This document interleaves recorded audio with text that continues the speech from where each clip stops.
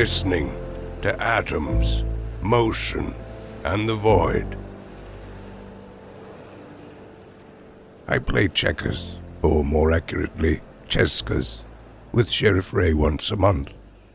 As we are both somewhat fallen off the radar screen, immune to friendship, and by our own estimations, generally better off alone, it is a meeting that would never take place had we not invented the game during a sneak attack madrigal at the local high school.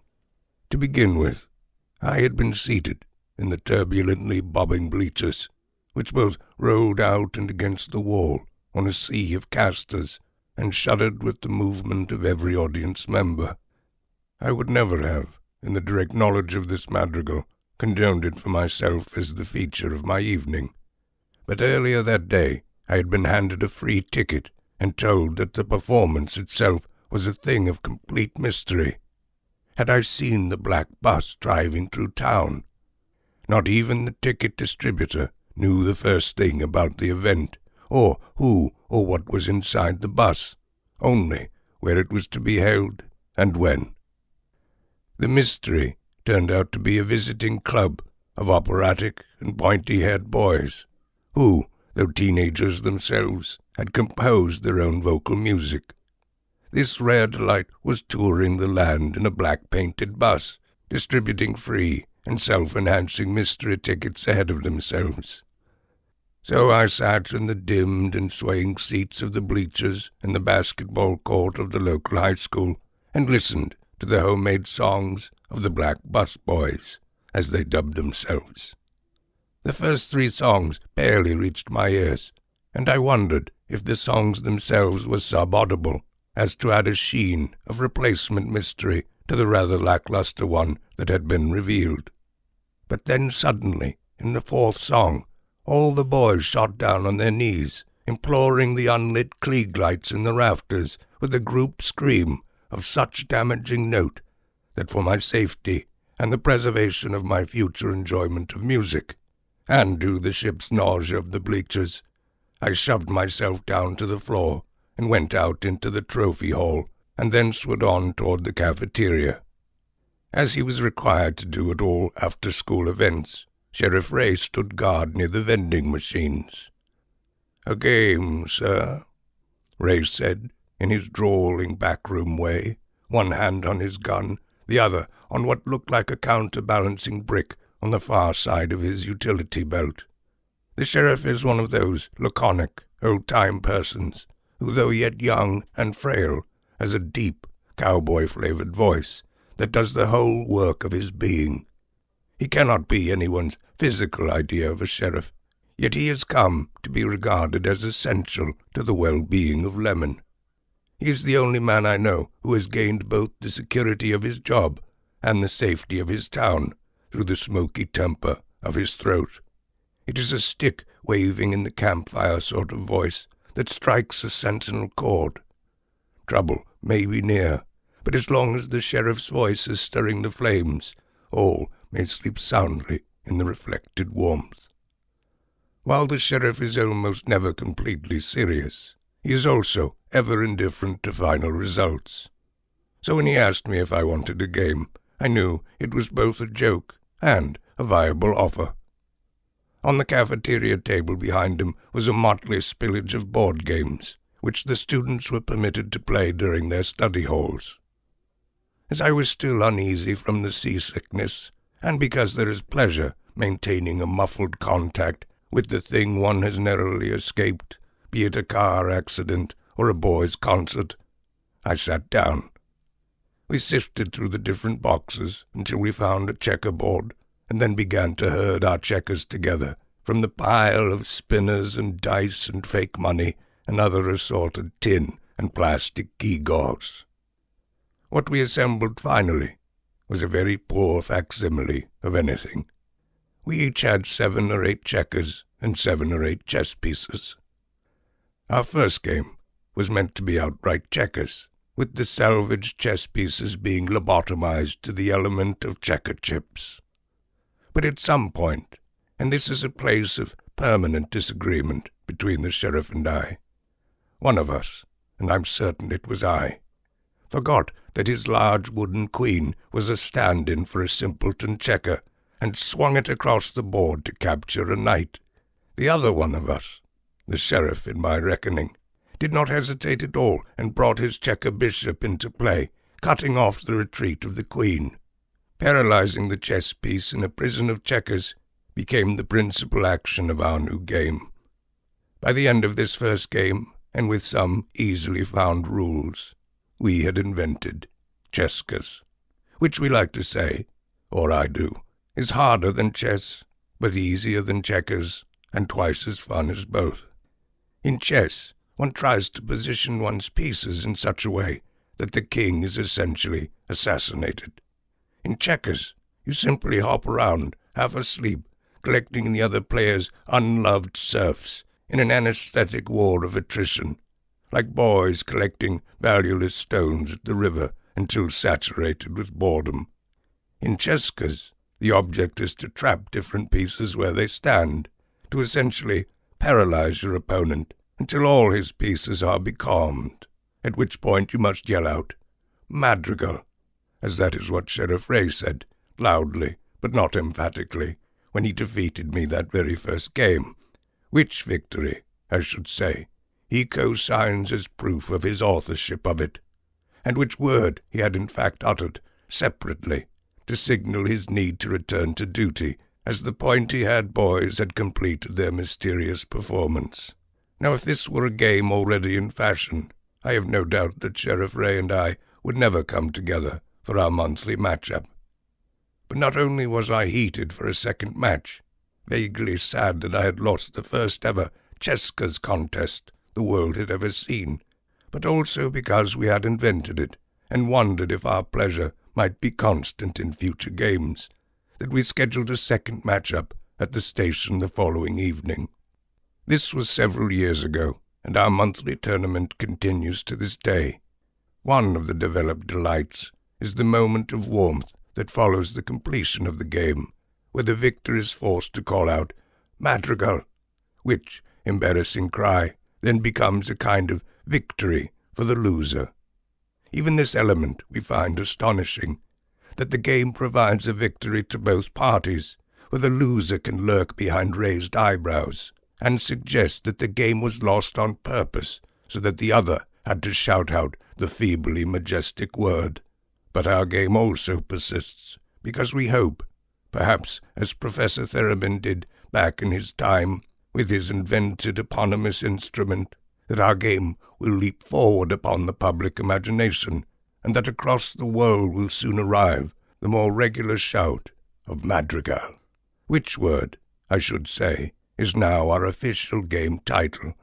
To ourselves we call it Chesskers, but if ever any game maker comes along to inquire, we would say the game was called Madrigal. But all this is to say that it was through the agency of our game that I came to hear and bear witness to the mysterious story of the Flashlight Jaspers. I had lit his office candle with my pocket matches, and we sat in the flickering room on a cold night, evenly established across the board, with a good portion of each other's pieces heartily immobilized by our blind and heartless checkers, when the phone rang in the gloomy station house. The sheriff, as was his practice, stood from his chair to take the call, as though he may have to run off without a lost second, and which excitement has the tendency to make me rise, as though I were his eager deputy. The moment he hung up the phone, and with our game incomplete, we both rushed away for his cruiser, heading for the back hill roads, and making our way up to the little blue bonnet house on the hill where the Jaspers lived. I'll sail down the street in my new fancy car. I will rise through the buildings to the sky like a star. There's a house in Eden, even though I've lost my way. be there shortly. This is just a brief delay.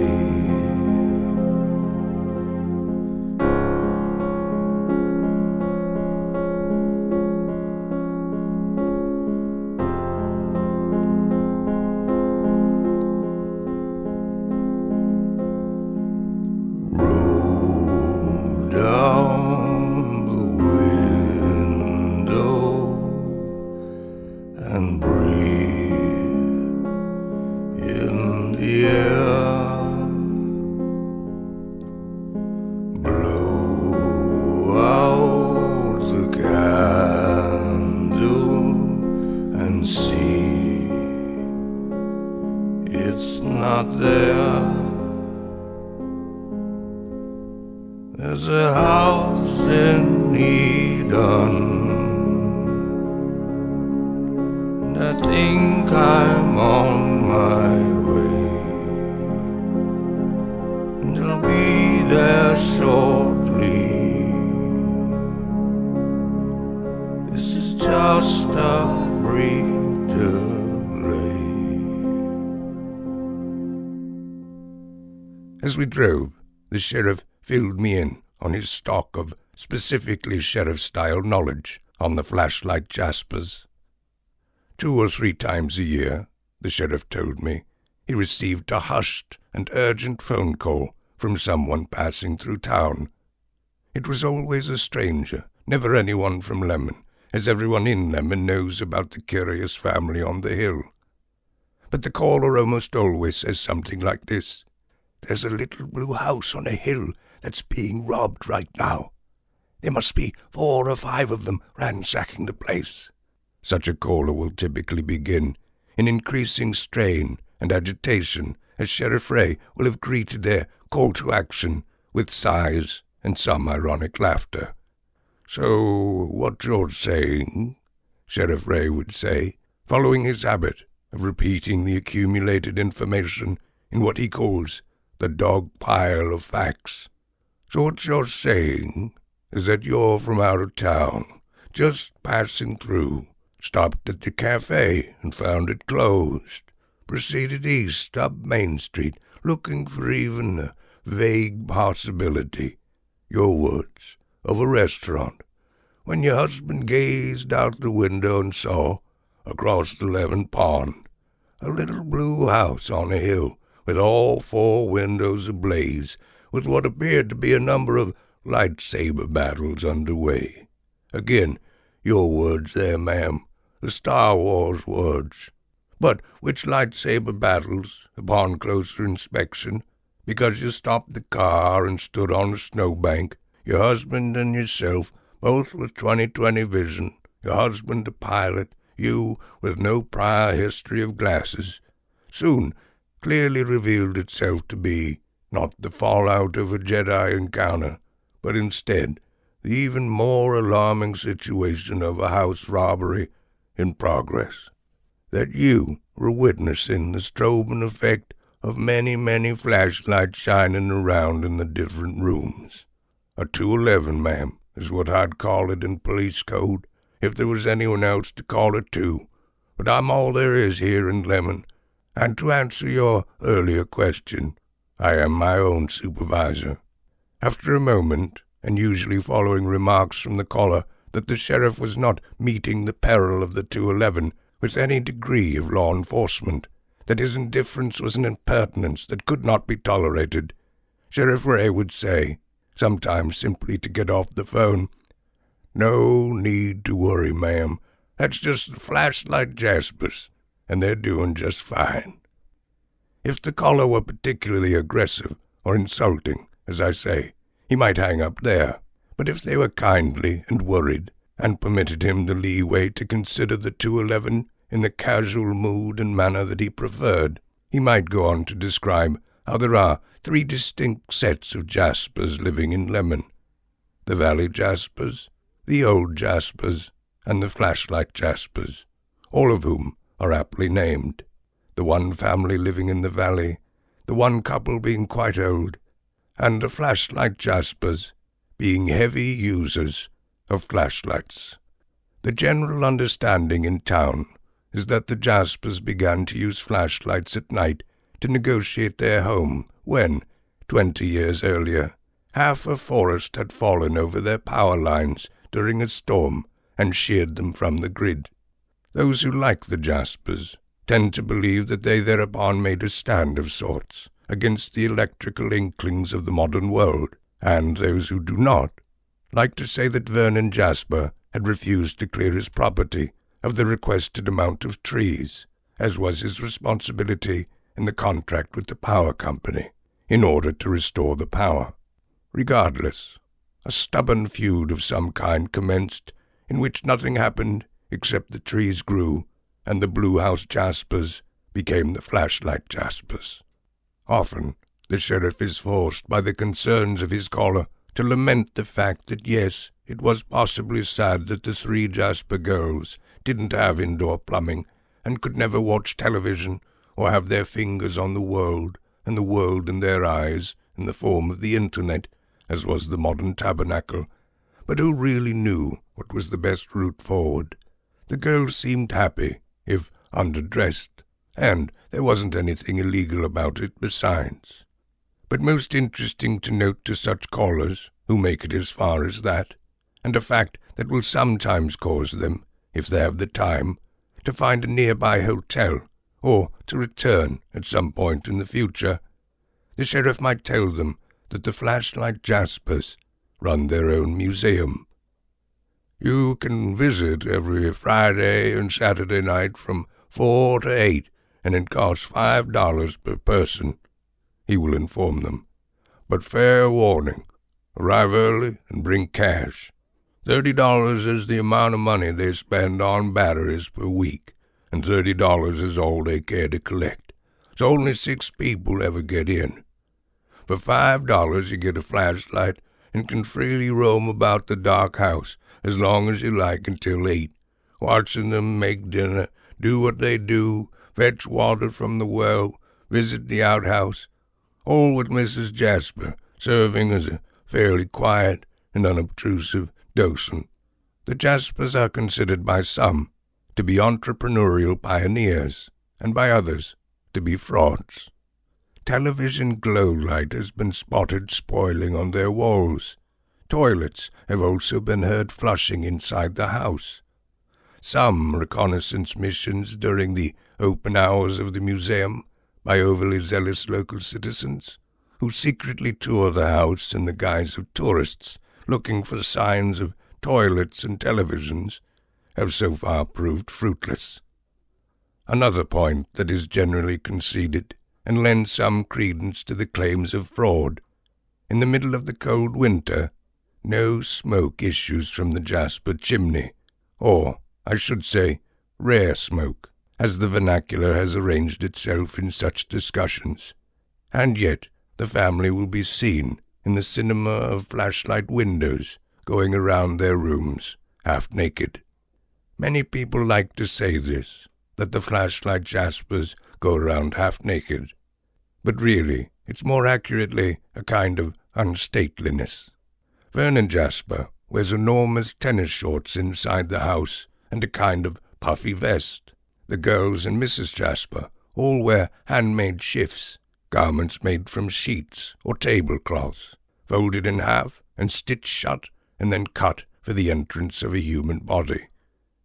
But when people say half-naked, what they really mean is that the Jaspers are notorious for not wearing undergarments.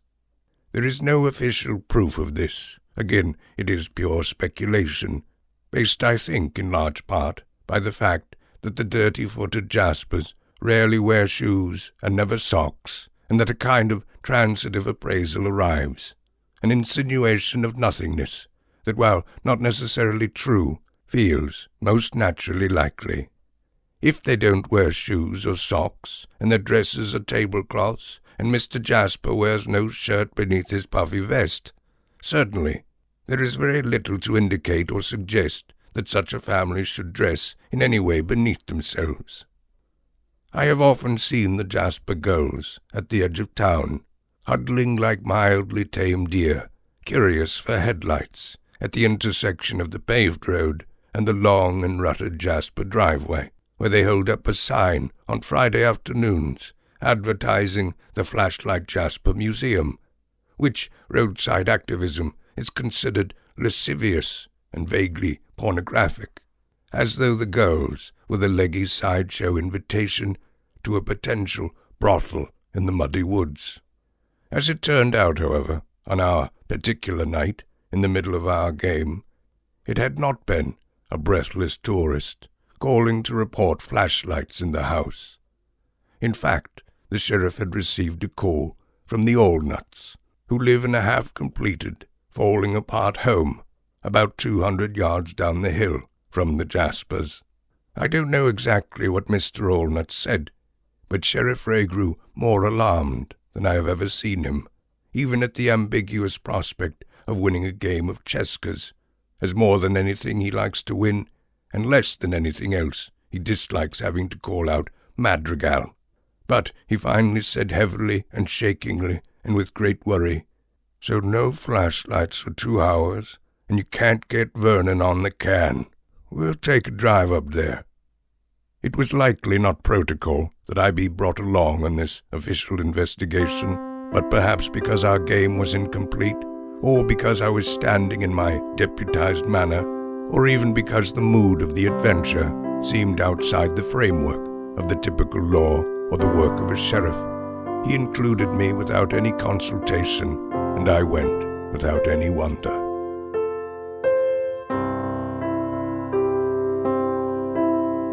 I sing with the birds, so the sky stays away. I sleep in the trees with the fish in the lake. So I guess I'll go lay down in the clouds. My sister's gone to lay out in the fields.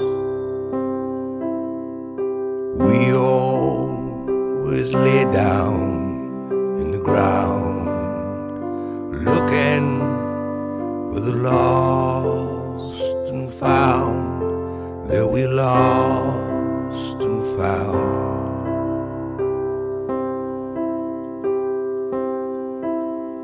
I tied down the earth, but the dog never tires.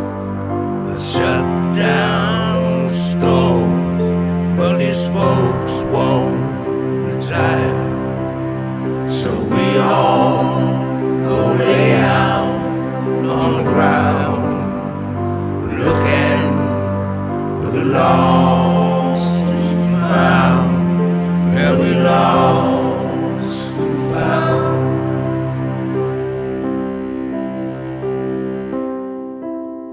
I don't have a penny, but I don't know a man. I ain't got no food, but I was born in the sand. So I guess I'll go lay down in the clouds. My sister's gonna lay out in the fields. We always lay down on the ground, looking for the lost and found, that we lost and found.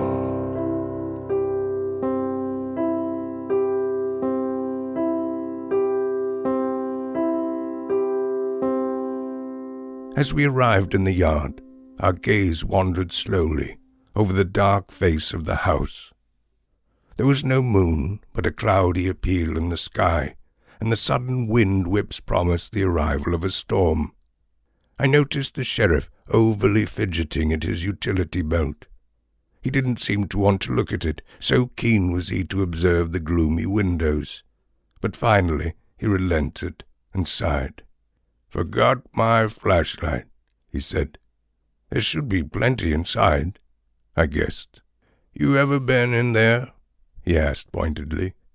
"No," I said.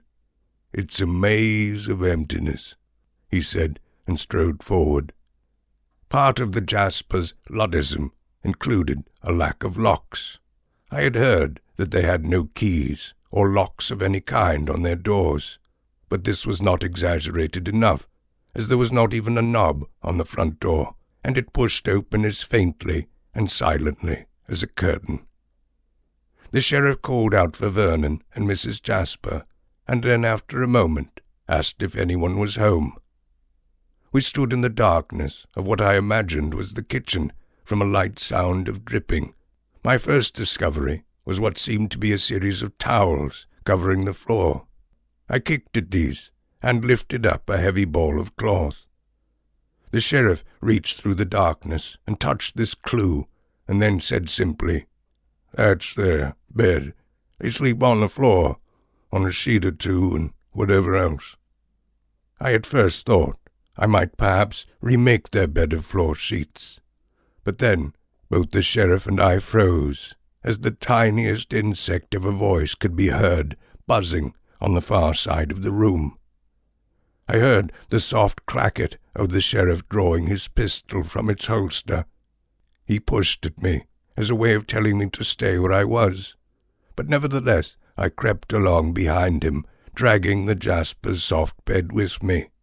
Despite nearing the wall and not meeting any resistant objects along the way, the voice did not get any louder, but almost seemed to be retreating through the walls. The sheriff holstered his gun and then grumbled with understanding. I heard the sound of a tin can knocking against the wall. "It's just the can," he said. A small voice inside the can said, "Vernon, is that you?" The sheriff raised the can to his mouth. "Tom, it's Sheriff Ray." "No sign of him yet, but at least we know the can works."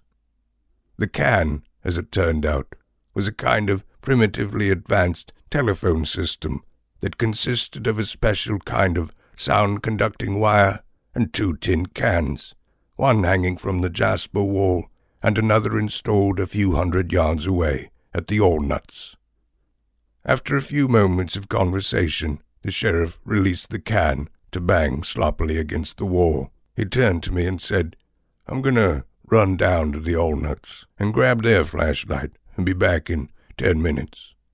He requested that I go outside and stand near the car during this errand, and I said I would, after first returning the Jasper bed back into some semblance of a square. The sheriff departed in haste, and I set about the floor, attempting to find the corners of the baffling sheet. During this interval of bed-making, the storm fully arrived. Rain splashed down on the metal roof, and heavy winds pushed up the house walls, making the windows tight. In fact, the ambient forces had so powerfully shifted that I found it impossible to get the knobless front door open, as it had become pressure-lodged within its casement. A simple tool would help, a screwdriver or knife, even a fork, to wedge it out of the jam, and so I at once began to make my way around the room again, foolishly miring myself in the bedsheets once more, which I now kicked into a corner as a sign of my new freedom from such politeness. I felt along the wall and found nothing. I roved across the floor, and again there was nothing. Aside from the sheet and the can, the room was entirely empty. I found a door beside the can and pushed, with some difficulty, through it. Like the front door, it was both knobless and firmly held in place by the vacuum created by the outside winds. This room was, I thought, smaller, but essentially the same. In one corner, my feet managed to ruin what I imagined was one of the girls' floor beds. There was no can in this room, nor could I return to the first, from the great sucking pressure against the door. A maze of emptiness indeed. I took a moment to look out the window at the calm gleamlessness of the police car. The distant trees were steadily thrashing in the rain, and the nearest pane of glass itself was damp and nervous in its glazing. I found another door and entered another empty room with another ruinable floor bed, which I finally managed not to disturb. I again glanced out the window at the trees in the dark thrust of the wind. What in the world, I wondered, could so activate the Jaspers that they must swing their flashlights so vigorously around such empty rooms? There were no objects to negotiate aside from the beds, and nothing interesting to observe. I pushed open the door of what I assumed, from my sense of the structure, was the last of the 4 rooms. There were no windows at all here, and the space was as black as oil. As I could not tolerate the idea of being locked in a room deleted of its light without any possibility of retreat, I grabbed up the bed material, ruining the only bed I had managed to preserve, and propped it into the jamb to keep the door from pressure shutting. I must need to be pushed to the very edge of the pirate's plank for my mind to properly function, as it was here, in the absolute darkness of the 4th room, that I remembered the matches in my pocket, the matches I always brought to light the candle in whose light the sheriff and I play our game. As the rust of flame suddenly sparkled in the room, I froze with a devastating softness of limb. Beneath my skin, my entire electrical body seemed to perish. For there, scattered across the floor of the room and absolutely frozen, were all 5 Jaspers. Vernon and Mrs. Jasper were standing to alert, and the 3 children sat at their feet. All of them held unlit silver flashlights, which they aimed at me in their instinctive way. They blinked and stared and pointed their dark flashlights at me as I gazed out from the small hole of my shock. And then I understood. Mrs. Jasper winced, and Vernon moaned softly, and the littlest of the Jasper girls smiled up innocently. In the corner of the room was a small white toilet, and before them, mounted on the wall, was the most enormous flat-screen television I have ever seen. I stared at them a moment longer. The storm had died down, as though upon the discovery of their secret, and a looseness went through the house and my body. After leaving the room, I would try to get Mr. Allnut on the can. I would tell him that the Jaspers were all fine and well, and if he would be kind enough to tell the sheriff all this, that I would meet him at the car. But before I left, and with the breath that I used to blow out the match, I whispered out a single word to their paralyzed forms, as though I were the universe calling a temporary end to that day's match. "Madrigal," I said. "Madrigal."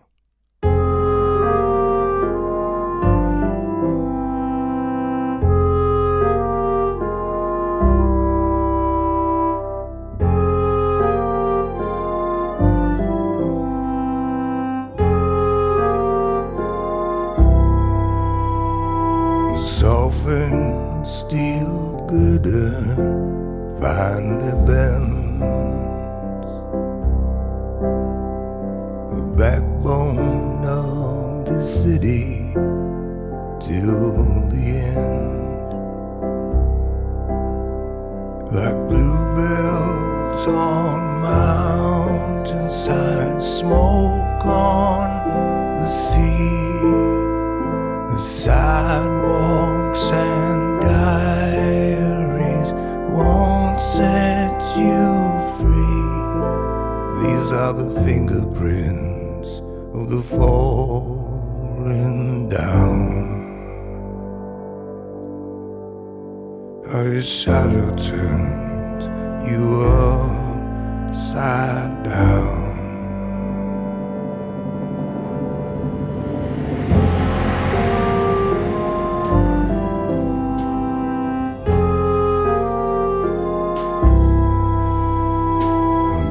At this crooked photo frame,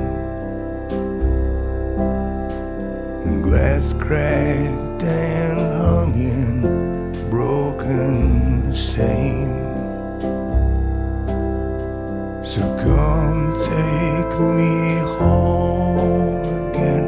We'll soon regret the sidewalks and diaries, dance and forget.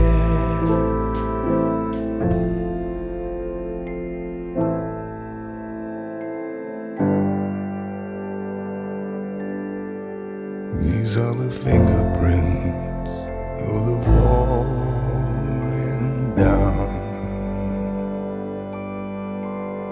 How your shadow turns you upside down.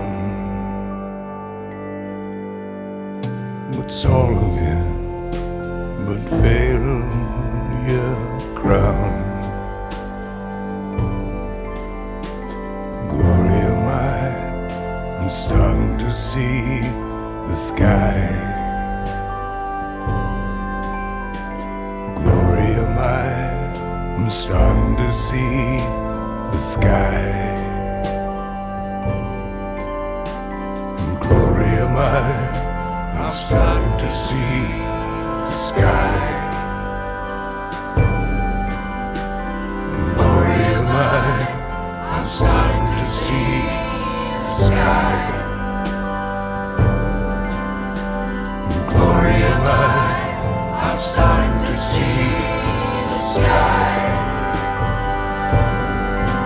Oh, Gloria, I'm starting to see the sky. Oh, Gloria, I'm starting to see the sky.